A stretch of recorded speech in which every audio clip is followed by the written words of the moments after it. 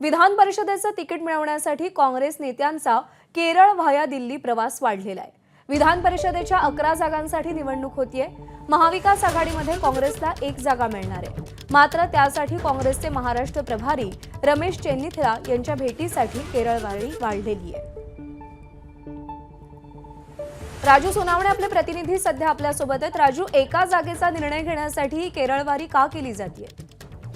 अगदी पाहतो आपण विधान परिषदेच्या 11 जागा ज्या आहेत त्याची निवडणूक होणार आहे आणि काँग्रेसच्या वाट्याला महाविकास आघाडीमध्ये 1 जागा येणार आहे। मात्र मोठ्या प्रमाणावरती चुरस निर्माण झालेली आहे आणि प्रत्येक नेता आपल्याला कशी ही जागा मिळेल, आपल्याला ही तिकीट कसं मिळेल यासाठी प्रयत्न करतोय आणि त्यासाठी सुरुवातीला दिल्लीचं थेट जे आहे ते नेते गाठायचे, मात्र आता केरळ व्हाया दिल्ली जाताना पाहायला मिळतात। कारण प्रभारी रमेश चेन्निथला यांच्याकडे जाऊन दिल्लीमध्ये जे आहे ते मनधरणी करण्याचा प्रकारे प्रयत्न सुरू आहे। कारण 1 जागेसाठी आपण जर इच्छुकांची यादी पाहिली तर भली मोठी आपल्याला पाहायला मिळेल। त्यामध्ये माणिकराव ठाकरे आहेत, नसीम खान आहेत, मुजफ्फर हुसेन आहेत, दयानंद चोरगे असतील, संध्या सवालाके असतील, सिद्धार्थ हातीआंबरे असे अनेक नेते जे आहेत ते इच्छुक आहेत आणि ही जागा मलाच मिळावी अशा प्रकारचा दावा जो आहे नेते करतायत।